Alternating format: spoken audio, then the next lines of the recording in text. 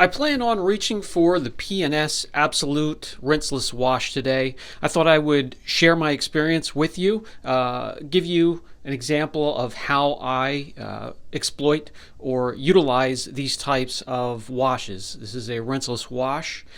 So a capful will hold half an ounce. And you're going to add a half ounce for each gallon of water in your bucket. To the right of me, the blue bucket has a mixture that is already diluted, and that holds the sponges. The bucket I am mixing up here will be for me to dunk my spray bottles into, and I can use that to pre-treat the areas. Solution, if diluted properly, will make the water just slightly cloudy with a light blue tinge. Mix it up in there. It will dissolve into the water. Absolute is 32 ounces for $17.95 and is a polymer base rinseless wash.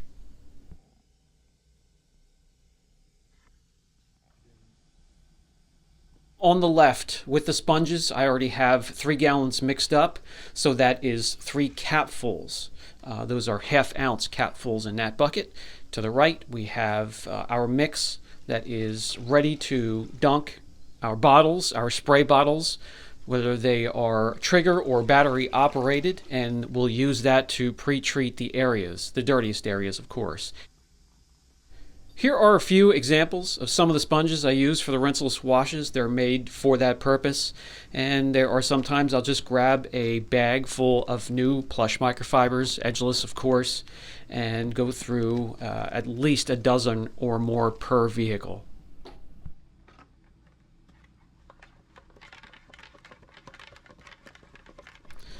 I'm going to grab the spray bottles that I use for the pre-treat, and you can use a pump sprayer, you can use a battery operated sprayer such as this blue one here, or just a sprayer with a manual trigger or nozzle.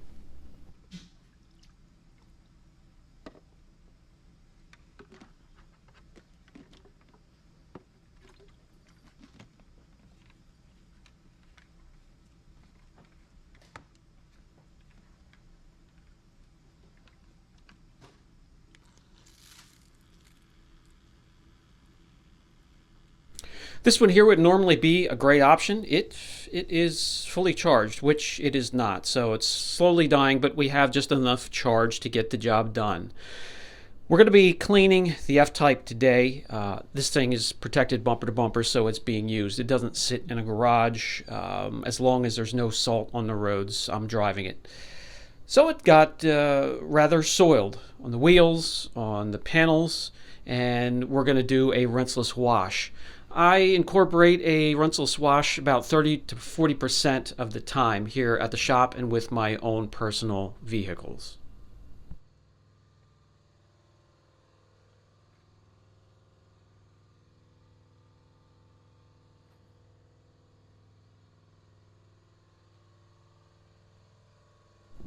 Okay, everybody does their version of a rinseless wash. This is mine. I'm going to put my pre-treat bottle in the trunk, and we're going to head over to I'll give you an example of a way you can get this done if you don't have a pressure washer or you don't have a outlet or a connection where you can have access to free-flowing water to wash your vehicle.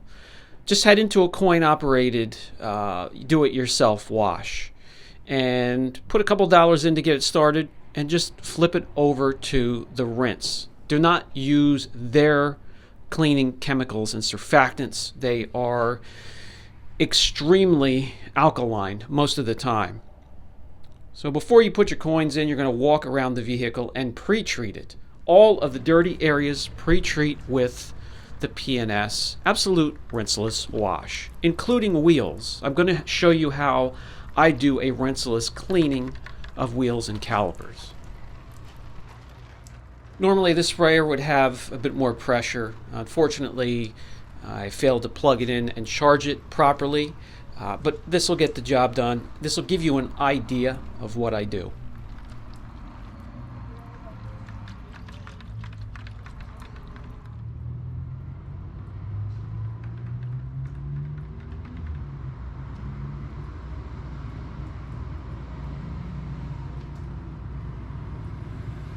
Everything is now pre-treated. The rinseless is starting to emulsify, break down, and lift greenness and dirt.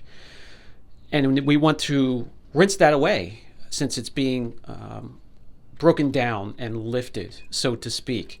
So I put a couple of coins in to get this thing started, flip it over to just the rinse and use their water, which is sometimes heated or warmed up a bit, which is nice. And I'll go around and rinse off as much of the loose grit as I can.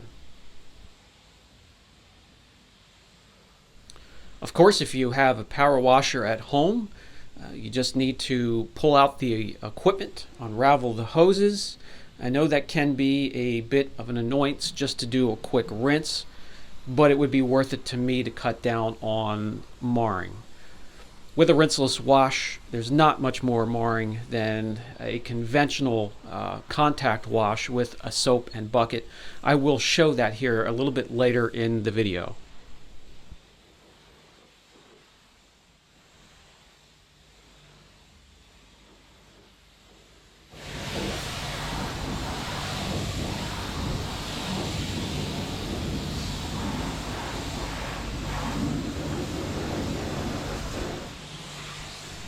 Okay, I'm satisfied with that. I used up all the coins that I pumped into the machine. Let's head back to the shop.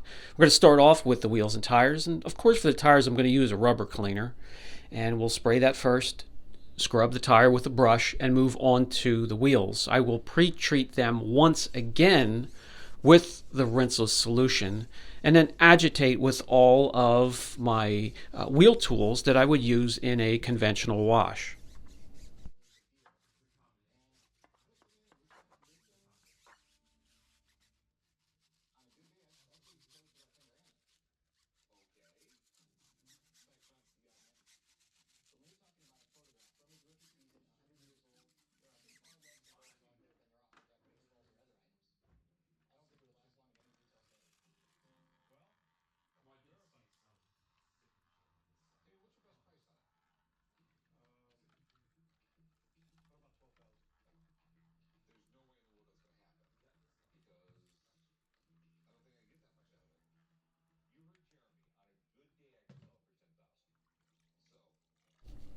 The wheels are heavily coated, and the calipers as well.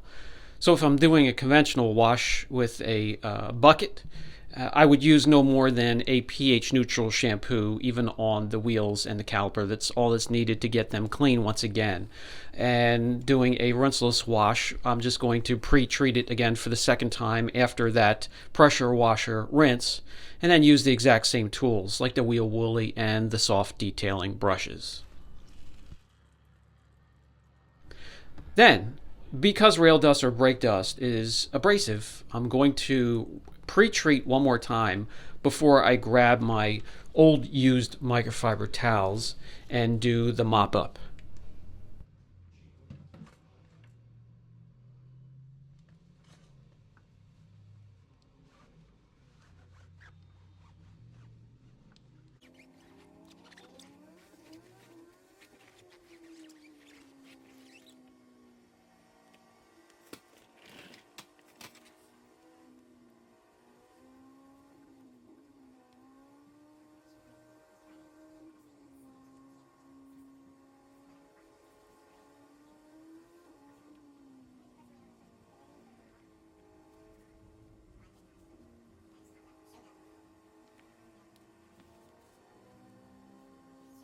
And yes, we will go through many new towels for the painted surfaces and used towels as well for the door jambs, the exhaust tips, and the wheels and calipers.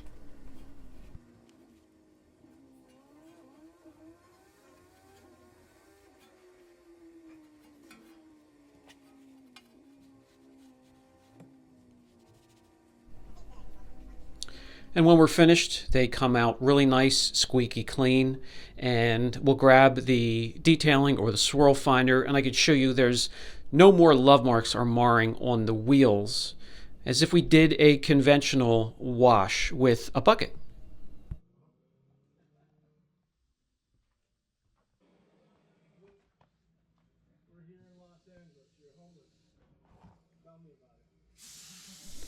With all four wheels and calipers clean, we can move on to the painted surfaces.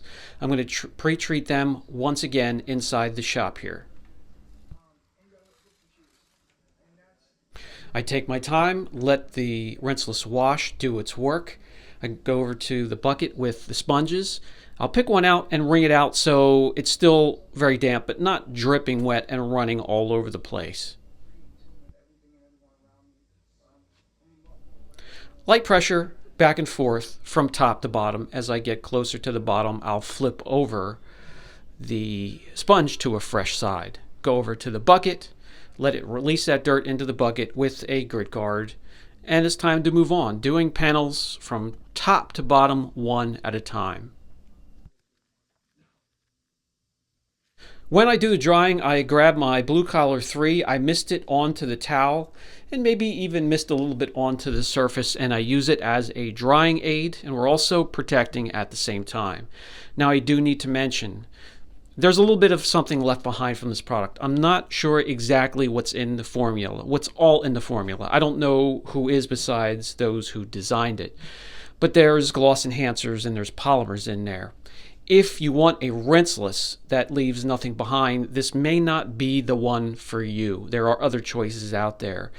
This car is protected. I don't mind if it leaves a little bit of something behind. I'm going to use the BC3 to boost things as the years go by. So I'm not really worried about it, but I just wanted to let you know there will be a little bit of a film or substance left behind. Let me show you here with the swirl finder. There are no love marks. If you do this correctly, you will have no more damage than doing any traditional wash with a bucket. Now, I'm aware that there are those out there that will argue that fact all day long. I could just share my experience with how I do the rinseless wash. Again, I'm not a lot of pressure, not a ton of pressure, and just be careful, rinse off the sponge, do a lot of pre-treating, and you will be perfectly fine. It will turn out nice and clean, just like this. Now to the product Absolute Rinseless. I had no qualms whatsoever with the product. It was a pleasure to work with and does everything that it advertises to. Nice and silky smooth feel to it. You feel like there's some lubrication there. You can see that the surfactants that are within are working perfectly fine, and I'm happy with it and would recommend for that price as well. If you guys have any questions, don't hesitate. Brian from Apex Detail. Catch you in the next video.